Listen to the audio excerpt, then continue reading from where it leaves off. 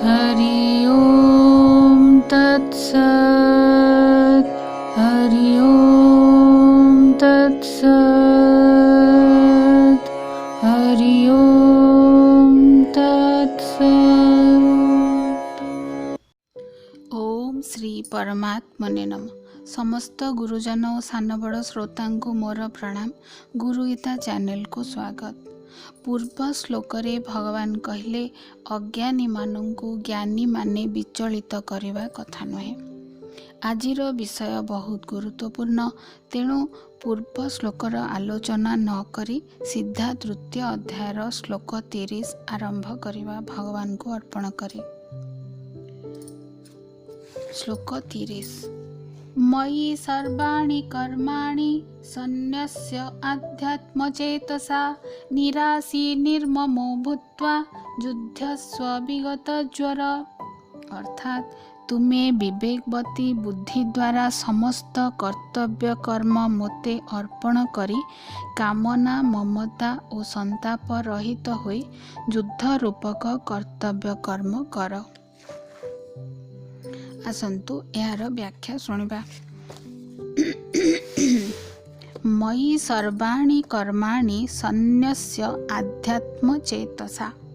अर्थात मते सबु कर्म अर्पण करी मन को मो ठारे स्थिर कर बा भगवतनिष्ठ होई जाओ। आध्यात्म चेतना युक्त होई मते सबु देई दियो।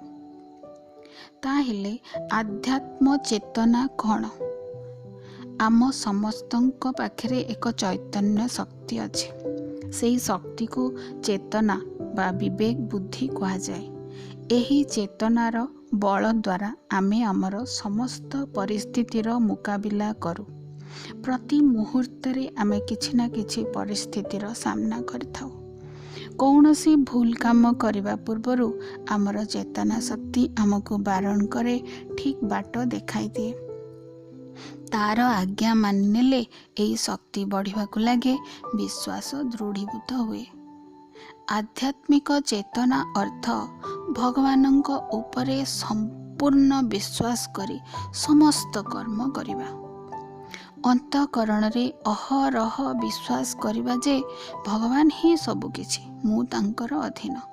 यह स्वीकार करिनबा। स्वीकार करिबा जे भगवान का हाथर जंत्रपाती, मु केवल रोबोट। से जेमिति मते चलैचंती मु सेमिति चलीची। मते जहा रूप गुण मिलीची सबु से देइचंती। जेमिति परिस्थिति मो जीवन रे आसीची सबु तांकरी इच्छा रे हेची। सबु परिस्थिति को मुकाबिला करिवार शक्ति मध्य से ही मते देइचंती। जेउ संबंध कुटुंब जाति धर्म मते मिलीची ताहा मध्य तांकरी दान। सेथिपाई मु कृतज्ञ। भगवान हेउछंती सर्वज्ञ सर्वशक्तिमान, समस्त ब्रह्मांडर सृष्टिकर्ता, सर्वत्र विद्यमान। भगवान ही मोर सहायता केंद्र, से ही मोर सहायक, से ही मोर प्रिय बंधु, से ही मोर सखा। से मोर सबु कथा सुनती, मते बुझी सबु प्रकार साहाय्य करती। तांको छड़ा मते केही बुझी पारंतिनी। मोर केमिति मंगल हेबो से कथा से ही चिंता करती। मोर जहा आवश्यक से मते न मागिबा पूर्वरो ही मते जोगाई दियंती। तांको भली दयालु ए संसार रे केही नाही। तांको भली क्षमाशील केउठी खोजिले मिलिबेनी। जहा भूल कले भी हसी दियंती, पुणी थरे सेई भूल न करिबाकू धीरे से कहती। मु दुखी हेले से दुखी हो जाती, मु चिंता कले से चिंतित हुअंती। मोर सबु प्रकार सुख कामना से अहरह करुथांती। मु केमिति शांति रे रहिबी सेई कथा से भाबुथांती। मोर निजर तो किछि शक्ति नहीं, से मते जेउ जेउ शक्ति प्रदान करचंती सेई शक्ति को ही मु उपयोग करी चलीछि। शक्ति क्षीण हेले मु भगवान को आड़ को चाहिले से पुणी मते शक्ति रे भरपूर कर दियंती। युद्ध नौकार मु जणे सैन्य, से होचंती मोर कैप्टेन। तांकर निर्देश मानिबाकू मु बाध्य। କାରଣ ମୋର ତାଙ୍କ ଉପରେ ଦୃଢ଼ ବିଶ୍ୱାସ ଅଛି। ସେ ମୋତେ ଯାହା ନିର୍ଦ୍ଦେଶ ଦେବେ ତାକୁ ମାନିଗଲେ ମୁଁ ଜୀବନର ସମସ୍ତ ଯୁଦ୍ଧ ଜିତିପାରିବି, ଶେଷରେ ମୁକ୍ତି ପାଇଯିବି। ଏହିଭଳି ଅନ୍ତଃକରଣରେ ଭାବିବାକୁ ଆଧ୍ୟାତ୍ମ ଚେତନା ଯୁକ୍ତ ହେବା କୁହାଯାଏ। ଏହାପରେ ସନ୍ନ୍ୟାସ ଶବ୍ଦର ଅର୍ଥ ଅର୍ପଣ କରିବା। ଠାକୁରଙ୍କୁ ପୂଜା କଲାବେଳେ ଆମେ ସବୁଦିନ ଟିକେ ଭୋଗ ଅର୍ପଣ କରୁ। ଭଗବାନ କିନ୍ତୁ କହୁଛନ୍ତି ମୋତେ ତୁମର ସମସ୍ତ କର୍ମ ଅର୍ପଣ କରିଦିଅ। ଆମେ ଦିନଯାକ ଅନେକ କର୍ମ କରନ୍ତି, ଶରୀର ଦ୍ୱାରା, ମନ ଦ୍ୱାରା, ବୁଦ୍ଧି ଦ୍ୱାରା, ଇନ୍ଦ୍ରିୟମାନଙ୍କ ଦ୍ୱାରା ମଧ୍ୟ ଯେଉଁ କର୍ମ ସବୁ କରାଯାଏ ତାହାକୁ ମଧ୍ୟ ଅର୍ପଣ କରିବାକୁ ଭଗବାନ କହିଛନ୍ତି। ସେଥିପାଇଁ ସର୍ବାଣୀ କର୍ମାଣୀ ଶବ୍ଦ ପ୍ରୟୋଗ କରିଛନ୍ତି। ମୁଁ ଭଗବାନଙ୍କର ମୋ ପାଖରେ ଥିବା ସମସ୍ତ ବସ୍ତୁ, ବ୍ୟକ୍ତି, ପରିସ୍ଥିତି ଯାହା ବି ଅଛି ସବୁ ସେଇ ଭଗବାନଙ୍କର। ତାଙ୍କ ଜିନିଷ ତାଙ୍କୁ ଫେରାଇ ଦେବା ହେଉଛି ଅର୍ପଣ କରିବା।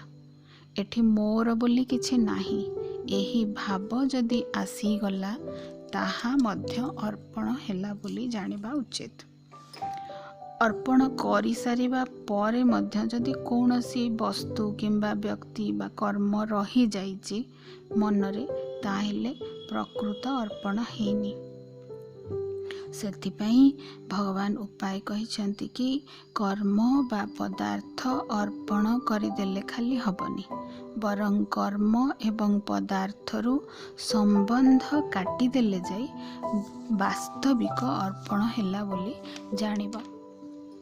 ଆଧ୍ୟାତ୍ମ ଚେତନା ଆସିଗଲେ କର୍ମ ଓ ପଦାର୍ଥରୁ ଆପେ ଆପେ ସମ୍ବନ୍ଧ କଟିଯାଏ। ସାଧାରଣତଃ ସାଧକ ସମସ୍ତ ଉପକରଣ, କର୍ମ ଆଦି ଅର୍ପଣ କରିପାରନ୍ତି ଅତି ସହଜରେ, କିନ୍ତୁ ତାଙ୍କର ସ୍ୱୟଂ ଆତ୍ମାକୁ ବି ସମର୍ପଣ କରିବାର ଅଛି, ଏ ଦିଗ ପ୍ରତି ଧ୍ୟାନ ଯାଏନି।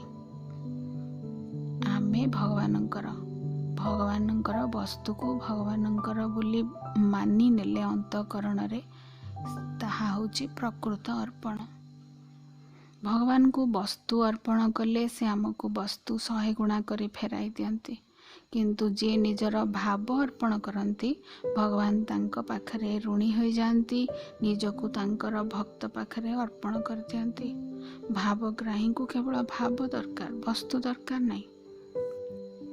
ସେ ଚାହୁଁଛନ୍ତି କି ତୁମେ ତୁମର ଚିନ୍ତା, ଯେଉଁ ପ୍ରଫେସନରେ ଅଛ ତାର କର୍ମ, ସଂସାରର କର୍ମ, ପୁଅ ଝିଅ, ସ୍ୱାମୀ ସ୍ତ୍ରୀ, ବାପା ମା ସମସ୍ତ ନିବିଡ଼ ସମ୍ବନ୍ଧଙ୍କୁ ମଧ୍ୟ ମୋତେ ଦେଇ ନିଶ୍ଚିନ୍ତ ହୋଇଯାଅ। ବିଶ୍ୱାସ ରଖ ଯେ ମୁଁ ସବୁ ଠିକ୍ କରିଦେବି, ଠିକ୍ ସମୟରେ ଠିକ୍ ଜିନିଷ ତୁମ ପାଖରେ ପହଞ୍ଚାଇ ଦେବି। ଅର୍ପଣ କରିଦେଲେ ଅଶାନ୍ତ ମନ ଶାନ୍ତ ହୁଏ ଓ ଶେଷରେ କର୍ମବନ୍ଧନରୁ ମୁକ୍ତି ମିଳେ। ନିରାଶୀ ହି ନିର୍ମମୋ ଭୂତ୍ୱା ଯୁଧ୍ୟସ୍ୱ ବିଗତ ଜ୍ୱର। ନିରାଶୀ ହି ଅର୍ଥ କାମନା ରହିତ ହୋଇ, କୌଣସି ପ୍ରକାର ଲୌକିକ, ଭୌତିକ, ଶାରୀରିକ, ମାନସିକ କାମନା ବା ଇଚ୍ଛା ରଖନି। ଆମେ ଅଜାଣତରେ ମଧ୍ୟ ଅନେକ ଅପ୍ରାପ୍ତ ବସ୍ତୁର କାମନା କରିନେଉ। ବସ୍ତୁ ପ୍ରାପ୍ତ ହେଲା ପରେ ତାକୁ ମୋର ବୋଲି ଭାବି ମମତାର ବନ୍ଧନରେ ପଡ଼ିଯାଉ। କାମନା ବା ଆଶା ସମସ୍ତ ପାପ, ତାପ, ଦୁଃଖ, ଅନର୍ଥ ଓ ନର୍କର ମୂଳ କାରଣ। ବସ୍ତୁ, ପଦାର୍ଥ, ବ୍ୟକ୍ତି, ପରିସ୍ଥିତି, ଶକ୍ତି, ଗୁଣ, ଯୋଗ୍ୟତା, ଶରୀର, ଇନ୍ଦ୍ରିୟ, ବୁଦ୍ଧି, ମନ ଯାହା କିଛି ବି ଆମେ ଏବେ ପାଇଛେ ତାହା କେବଳ ଆଉ କେବଳ ପ୍ରାରବ୍ଧ କର୍ମ ଯୋଗୁଁ ପାଇଛେ। ଏହା କିନ୍ତୁ ଅସ୍ଥାୟୀ, ତେଣୁ କୌଣସି ଜିନିଷ ପ୍ରତି ଆଶା ରହିବା କଥା ନୁହେଁ।